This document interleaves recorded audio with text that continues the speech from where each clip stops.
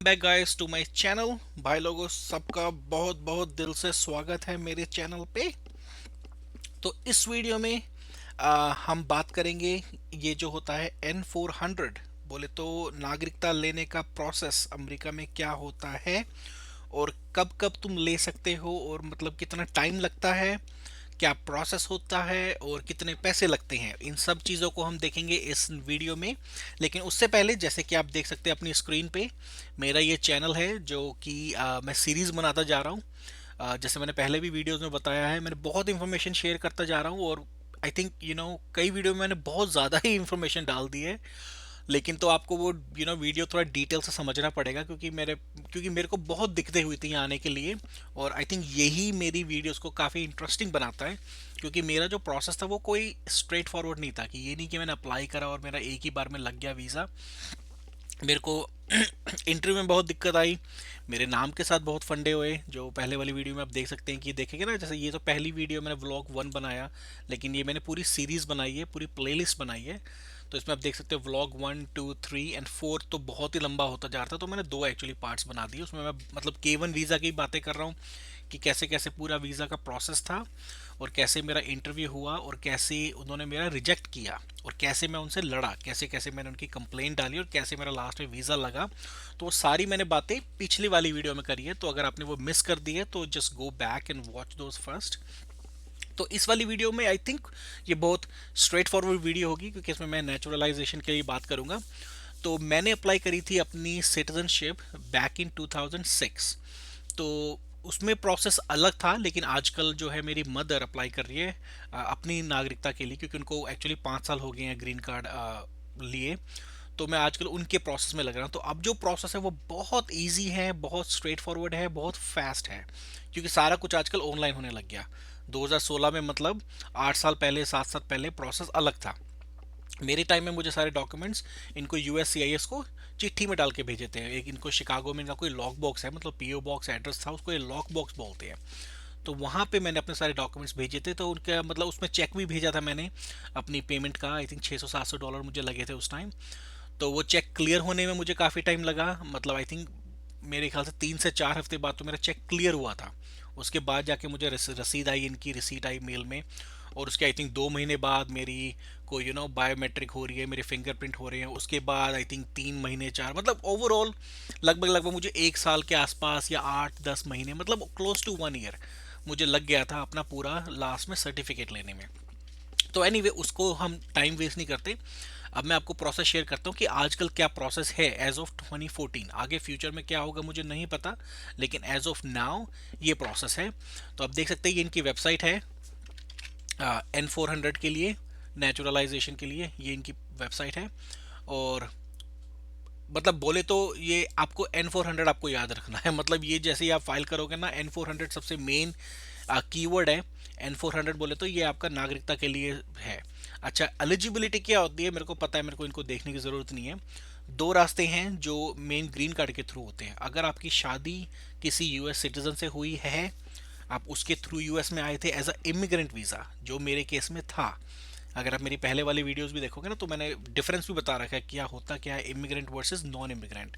अगर आप immigrant visa पे यहाँ पे आए थे US में, तो 3 साल के बाद जिस दिन आपका ग्रीन कार्ड लग जाता है, जो डेट उस पर लिखी हुई है उस डेट से 3 साल, राइट आफ्टर 3 इयर्स, आप एलिजिबल हो जाएंगे अपना नागरिकता अप्लाई करने के लिए। अगर वो केस नहीं है और अगर आप नॉन इमिग्रेंट वीज़ा पे यहाँ पे आए हैं, मान लो जैसे मैंने अपनी मदर को स्पॉन्सर किया था, तो उनका ग्रीन कार्ड लगा था, वो आए थे यहाँ पे टूरिस्ट वीज़ा पे या विजिटर वीज़ा पे, और बाद में उसको मैंने कन्वर्ट करवा के परमानेंट रेजिडेंट कार्ड बनवा दिया था। तो अगर उस केस में अगर आप यहाँ आते हैं तो 5 साल इनकी कंडीशन होती है। तो 5 साल यहाँ पे रुकना पड़ता है US में, या रुकना भी नहीं, मतलब रुकना इज़ अ रॉन्ग वर्ड, रुकना नहीं बोले तो 5 साल हो जाना चाहिए आपके ग्रीन कार्ड को। जैसे ही जिस दिन आपने 5 साल हिट कर दिए, आप एलिजिबल हो गए उस कार्ड के लिए।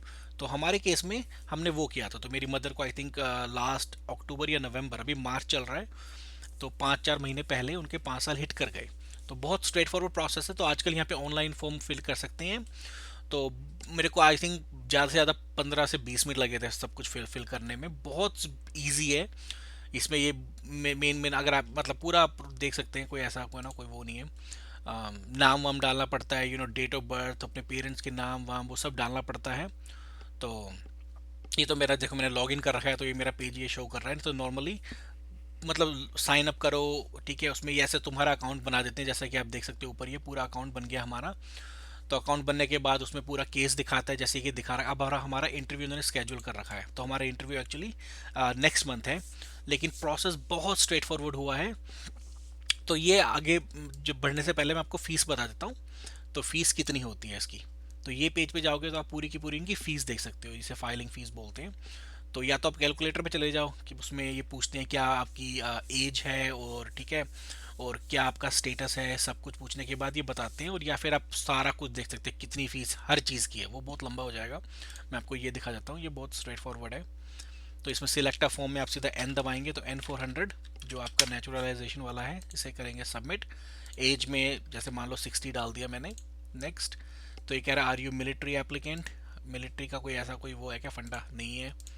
तो इसे नो करा। तो ये देखो फीस है 640 इनकी फीस है। और बायोमेट्रिक होती है फिंगरप्रिंट, तो 85 ही फिंगरप्रिंट के लेते हैं। तो टोटल मतलब $725 ये ले रहे हैं, और इतने ही हमने दिए थे एक्चुअली। लेकिन कमाल की बात ये हुई, अच्छा दो चीज़ें।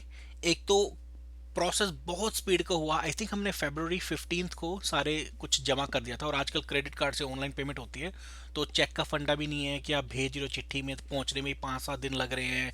फिर वो चेक कब तो चेक को क्लियर करवा रहे हैं, तो वो सब कुछ टाइम बच गया। मतलब मैं खुद ही हैरान था कि कितनी स्पीड से काम हो रहा है। मतलब इट्स अमेजिंग कि कितनी जल्दी काम हो रहा है आजकल। बहुत ही अच्छा है ये।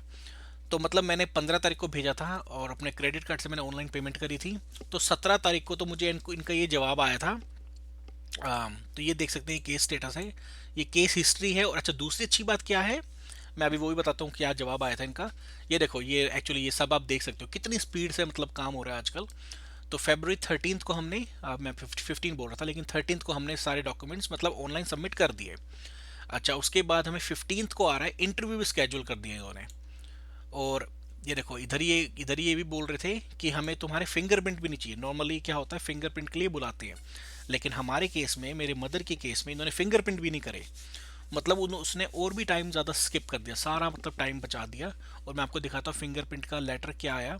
और तीसरी अच्छी बात यह है कि आजकल ये सब कुछ ऑनलाइन कर दिया। तो मेरे घर पर तो चिट्ठी आई है, मतलब मेल आया मेरे घर पे, लेकिन आप ऑनलाइन भी सारी चीज़ें एक्सेस कर सकते हैं। ये देखो कितनी स्पीड से मतलब यहाँ काम हो रहा है। यहाँ पे रिसीट नोटिस आया, ये बायोमेट्रिक रीयूज करके बोलते हैं। मतलब 13 तारीख को इन्होंने बोल दिया, 13 को मैंने भेजा, विद इन फ्यू आवर्स उनकी मुझे ये मेल आ रही है, मतलब ऑनलाइन। ये आप देख सकते हैं USCIS से, इसमें क्लियरली लिखा हुआ है कि तुम्हें फिंगरप्रिंट भी नहीं करते। देखो USCIS is able to reuse your previous capture fingerprints and other biometrics. इसका मतलब हमें जाना भी नहीं है। ये देखो हमें फिंगरप्रिंट के लिए वहाँ पे जाना भी नहीं है, वो भी टाइम सब बच गया हमारा। मतलब इसी ने ये लगा लो इजीली हमारे 1.5 से 2 महीने बचा लिए। मतलब इतनी स्पीड से प्रोसेस हुआ। लेकिन एक कमाल की बात ये हुई यहाँ पे, ये हमसे $85 $85 लेते हैं बायोमेट्रिक के। अच्छा वो ये कह रहे हैं कि फिंगरप्रिंट भी नहीं लेंगे, लेकिन तुम्हें रिफंड भी नहीं देंगे। तो ये मुझे बड़ा गलत लगा यहाँ पे कि भाई ये क्या बात है, जब तुम लोगों ने $85 ऊपर लिए हैं बायोमेट्रिक के, तो बायोमेट्रिक अगर नहीं करते तो वो पैसे तो उल्टे दो हमारे। तो वो यहाँ पे नहीं दिए, वो थोड़ा अजीब मुझे फंडा लगा। ये देखो ये बायोमेट्रिक है ना, $85 ये बायोमेट्रिक के चार्ज करते हैं। तो नॉर्मली 640 फीस है, लेकिन 85 ये बायोमेट्रिक के चार्ज करते हैं। और उसके बाद 725 बनते हैं जब तुमने बायोमेट्रिक करी ही नहीं। ये देखो ठीक है, जब करी ही नहीं तो चार्ज क्यों कर रहे हो फिर। तो ये वैसे इनका प्रोसेस गलत है यहाँ पे। ये हो सकता है आने वाले वीडियोस में या मतलब फ्यूचर में ये ठीक कर देंगे उन चीज़ों को। तो एनीवे गोइंग बैक, तो अब देख सकते हैं कितनी स्पीड से उन्होंने बायोमेट्रिक भी नहीं करा। उसके बाद उन्होंने हमारा इंटरव्यू भी स्केड्यूल कर दिया था 17 या 18 तारीख को। तो हमने फॉर सम रीज़न हमने डेट को चेंज करवाया था। तो वो फिर उनको मैंने कॉल करा और उन्होंने डेट को हमारी कैंसिल करके दोबारा से रीस्केड्यूल कर दिया था। तो वो मतलब बहुत ईजी है, बहुत स्पीड से होता है आजकल। तो तो मुझे बहुत बढ़िया लगा था ये प्रोसेस अब की बार। ये देखो आप देख सकते हैं इंटरव्यू स्केड्यूल ऑन 26 और अब हमारा अप्रैल में है इंटरव्यू। और अप्रैल में देने के बाद मुझे लग रहा है वो उसी दिन या 2 दिन में, 1 दिन में सर्टिफिकेट भी दे देंगे और वहीं पूरा प्रोसेस डन कर देंगे with in like less than 2 months. तो वो 2 मंथ्स भी जब लगे जब उन्होंने डेट दिया इंटरव्यू की, नहीं तो वो मैं कह रहा है तो बहुत स्पीड से काम हो रहा है। और सबसे बड़ी रिक्वायरमेंट जो आपको याद रखनी है वो इस प्रोसेस में है इनके क्वेश्चंस की। लेकिन उससे पहले देखता हूँ मैंने कुछ मिस तो नहीं करा यहाँ पे। नहीं, I think that's all I wanted to share. तो हाँ, यही था इंटरव्यू वो स्केड्यूल्ड। अच्छा, उसके बाद क्या होता है, नॉर्मली ये 100 क्वेश्चन का फंडा होता है इनमें, ये पूरे इनकी हिस्ट्री और इनके मतलब बेसिक जनरल नॉलेज, ये चाहते हैं कि भाई जो भी बंदा हमारे यूएस की नागरिकता को अप्लाई करता है उनको ये 100 क्वेश्चन याद करने हैं। तो यही थोड़ा ट्रिकी थिंग है, ये तो आपको याद करने पड़ेंगे।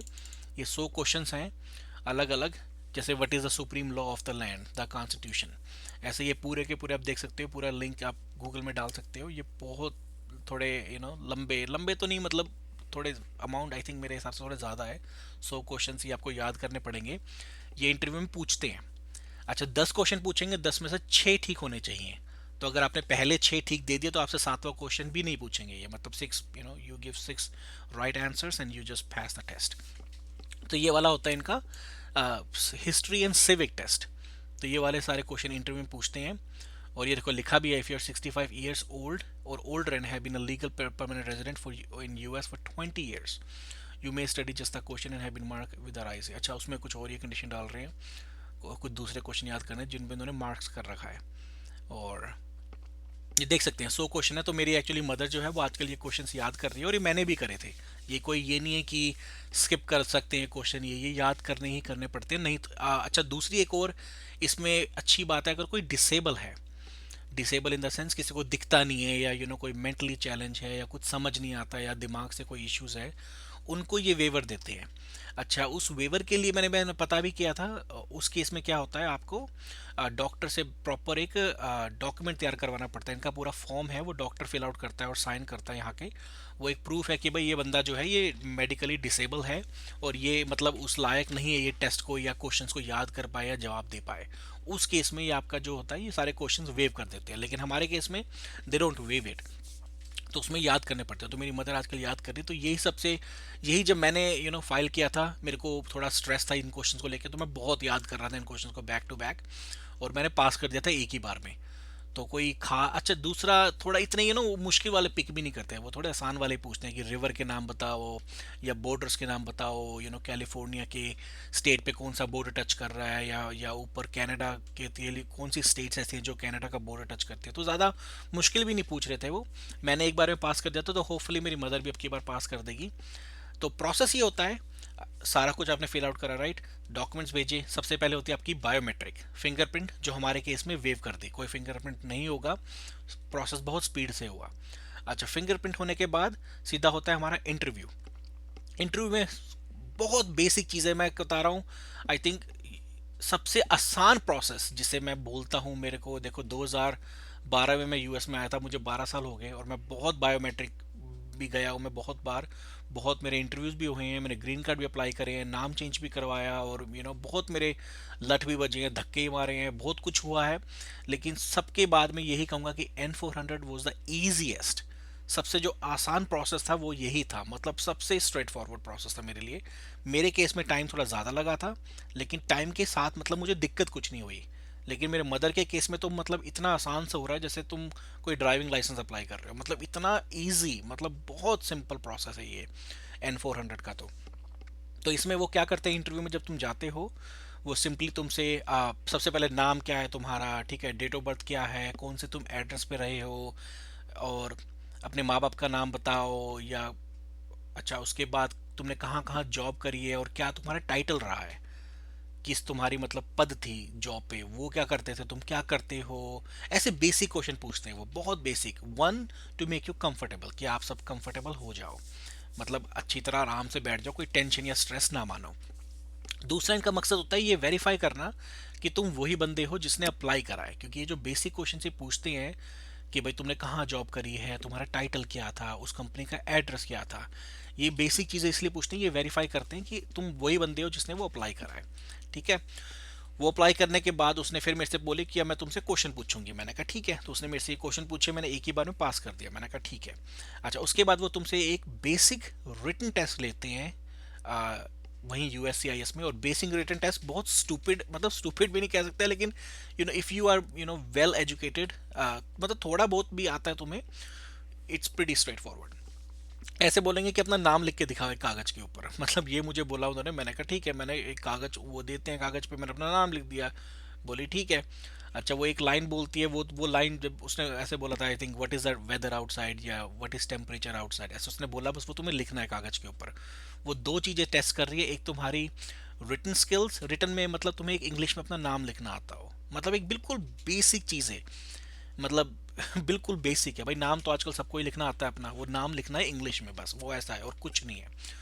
और वो दो वर्ड एक वर्ड बोलती है, वो तुम्हें लिखना पड़ता है कागज पे, मतलब वो इतना इजी था, मैं तो यही सोच रहा था ये बोल क्या रही है, मतलब कर भी क्यों रहे हैं ये, मतलब इट्स नथिंग, वो कुछ भी नहीं था।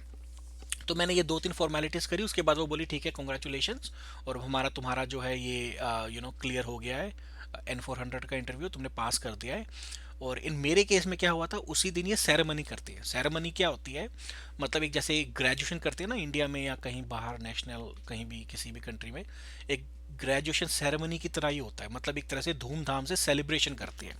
और सेलिब्रेशन में कोई ज़्यादा कुछ नहीं है, ये बेसिकली जो जज होता है, मतलब यूएससीआईएस के लोग भी वहाँ पे होते हैं, लेकिन जज को बुला रखा होता है उन्होंने, जो प्रॉपर जो लीगल जज है यहाँ का नेब्रास्का का, और या जिस भी स्टेट्स में आप जाओगे वहाँ का पूरा प्रॉपर जज होता है।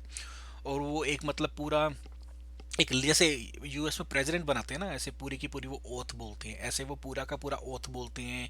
इनका स्टार बेंगल बैनर जो इनका पूरा नेशनल एंथम है वो गाएंगे ये पूरा, ठीक है, एक वीडियो चलाएंगे प्रोजेक्टर के ऊपर, मतलब एक सेरेमनी टाइप, एक धूमधाम से, मतलब एक मनाने वाली बात है। प्रोजेक्टर पे ये ना ये प्रेसिडेंट की वीडियो चलाएंगे, उसमें प्रेसिडेंट बोलेगा कि थैंक यू, आप हमारे सिटीजन बने हो, it's honour and thank you so much, ये वो, मतलब तुम्हें स्पेशल फील कराएंगे ये।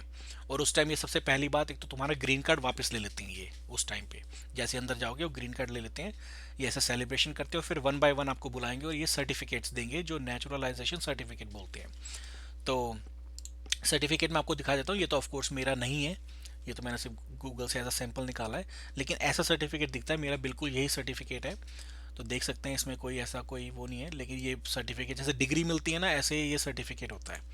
तो जिस दिन आपको ये सर्टिफिकेट मिल जाता है, मतलब यू आर डन, मतलब अब डन मतलब यूएससीआई से बिल्कुल पत्ता कट। अब हमें बिल्कुल यूएससीआई के पास नहीं जाना, हमें कोई उनसे डील नहीं करनी, तुम बिल्कुल प्रॉपर सिटीजन बन चुके हो।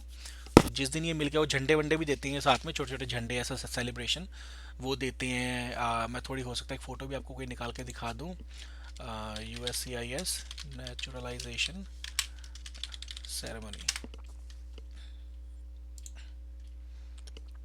ये देखो, ये फोटोज आप देख सकते हैं, अलग अलग स्टेज में अलग अलग तरीके से करते हैं, लेकिन ऐसे ये जैसे देख सकते हैं फोटो, तो ऐसे मतलब बहुत भीड़ होती है, डिपेंड करता है कौन से स्टेज में कितने लोग आ रहे हैं। तो ऐसे झंडे वंडे भी देते हैं ये, और अलग अलग कंट्री के लोग आते हैं, जैसे एक एक करके, जैसे डिग्री मिलती है ना स्टेज पे, ऐसे बुला बुला के एक एक करके सर्टिफिकेट्स देते हैं। हम मेरे केस में ऐसा हुआ था, हम ऐसे कुर्सियों पे बैठे थे, तो आई थिंक मेरे केस में आई थिंक 15-20 जने थे, ऐसे सबको बुला बुला के, देख सकते हैं नीचे लोगों ने अपने पासपोर्ट वासपोर्ट सर्टिफिकेट्स रख रखे हैं, प्रोजेक्टर लगा रखा होता है, टीवी लगा रखा होता है, ऐसा उसमें वीडियो चलाते हैं ये अलग अलग, मतलब ज़्यादा देर नहीं लगती, आई थिंक 30 मिनट्स लगे होंगे मुझे, 15-20 मिनट 30 मिनट लगे। और कुछ नहीं, उन्होंने बॉटम लाइन एक सर्टिफिकेट देते हैं वो, और झंडे वंडे देते हैं, और वो ले लेते हैं ग्रीन कार्ड। तो बस ये पूरा प्रोसेस था। और मेरे केस, मेरी मम्मी के केस में आई थिंक मुझे लगता नहीं 2 महीने से ऊपर लगेंगे, बहुत मतलब स्ट्रेट फॉरवर्ड, बहुत आसान प्रोसेस है। सबसे चीज़ आपको जो याद रखनी है वो है ये क्वेश्चंस, ये बहुत ज़रूरी है। अगर ये फेल कर देते हो, ये मान लो पास नहीं कर पाते, तो आपको ये दो चांस देते हैं। मतलब एक जो हमने पहले दिया, अगर वो फेल कर दिया तो एक और चांस मिलता है, अगर वो दूसरा भी फेल कर दिया तुमने, तो फिर मतलब दोबारा आपको रीअप्लाई करना पड़ेगा, दोबारा से इनको पैसे देने पड़ेंगे। और बाकी इतने मुश्किल नहीं है, अगर आप थोड़ा समझ के करोगे ना तो कोई ऐसी दिक्कत नहीं होगी, तो यू कैन डू दैट। तो बस यही था। आई थिंक ये काफ़ी यूज़फुल इन्फॉर्मेशन हो सकती है जो लोग N400 अप्लाई कर रहे हैं। और एक बात मैं और कहना चाहूँगा कि ये करने के बाद आपको ये जो जितने डॉक्यूमेंट्स थे आपके, मतलब जो डीएमवी है, जो लाइसेंस है आपका, ड्राइविंग लाइसेंस यूएस में, या सोशल सिक्योरिटी कार्ड, ये दो जगह आपको दोबारा वापस जाके इनको अपडेट करवाना है। क्योंकि जो पहले आपका सोशल सिक्योरिटी लगा था वो था ऑन बेसिस ऑफ वीज़ा या ग्रीन कार्ड। अच्छा, अब इनको बताना है कि हम सिटीज़न बन गए हैं, तो दोबारा वहाँ पे जाना पड़ता है सोशल सिक्योरिटी एडमिनिस्ट्रेशन में, और वहाँ जाके दोबारा से अपना सर्टिफिकेट दिखाना पड़ता है उनको। आई थिंक एक बात मैं यहाँ पे बोलना चाहूँगा कि अपने सर्टिफिकेट को अभी लेमिनेटेड मत करना। मैंने क्या किया था, मैंने मेरा पासपोर्ट बनने के बाद मैंने सब कुछ करवा दिया था, मेरे पास घर में लेमिनेशन मशीन है, मैंने उसको लेमिनेट कर दिया था बाद में अपने सर्टिफिकेट को।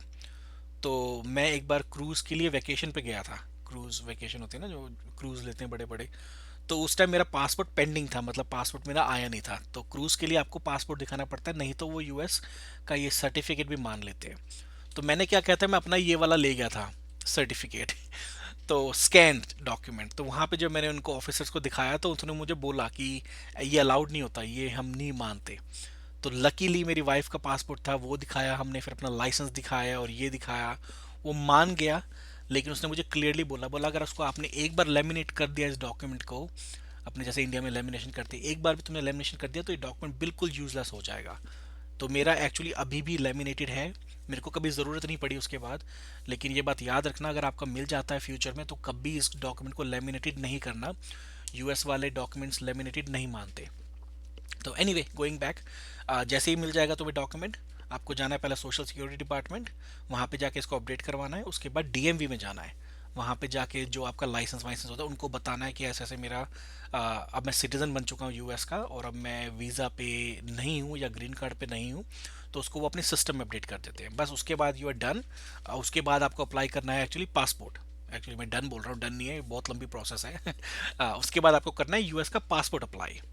तो वो भी मैं आने वाली वीडियो में बताऊंगा पासपोर्ट कैसे अप्लाई करते हैं। और पासपोर्ट के बाद आपको करना है ओसीआई अप्लाई, क्योंकि most of us are Indian citizens, तो हमें इंडिया की जो नेचुरलाइजेशन है, नागरिकता है, वो गिव अप करनी है, तो वो अलग टॉपिक होगा। तो लेकिन सबसे बस इस वीडियो में आई थिंक यही इंपॉर्टेंट है। ये बनने के बाद आपको पहले सोशल सिक्योरिटी डिपार्टमेंट में जाना है, वहाँ अपडेट कराना है, फिर डीएमवी में अपडेट कराना है, and for most part you done. तो ये प्रोसेस होता है भाई लोगों। बाकी मुझे कमेंट्स में डालो, अगर आपको कोई क्वेश्चन या कंसर्न है या कुछ मैं आपको बता सकता हूँ तो मुझे बोलो। और अगर आपको लगता है कि कोई आपका भाई बंधु या कोई भी है जो यूएस के वीज़ा में लग रहा है या जिसको हो सकता है ये वीडियोस हेल्प करे, उनको ये भेजो, ताकि हो सकता है उनको इससे काफ़ी हेल्प मिले। क्योंकि जो जो दिक्कतें मुझे हुई है based on previous videos I share, तो मैं चाहता हूँ कि उनको दिक्कतें ना हो। ये बहुत मतलब दिक्कत होगी आने वाले टाइम में, यहाँ पे आओ और बहुत बहुत लफड़े होते हैं। तो मेरी उम्मीद यही रहेगी कि आप लोगों को दिक्कत ना हो। तो कोशिश करो ये सब शेयर करो लोगों के साथ, और उनको तभी मैंने हिंदी में बनाई है। तो ठीक है, मैं इंग्लिश में ही बना सकता था इन वीडियोस को, लेकिन हिंदी में क्या है, बहुत लोग क्लियर समझते हैं।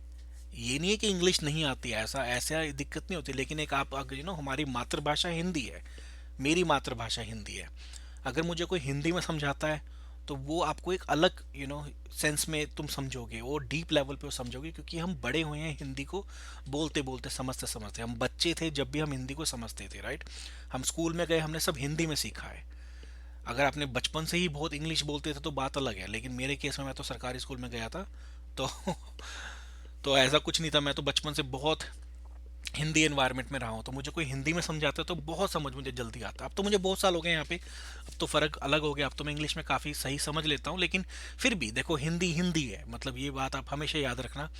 आपकी जो मातृभाषा है वो मतलब आपके बिल्कुल अनकॉन्शियस माइंड में बैठी हुई है।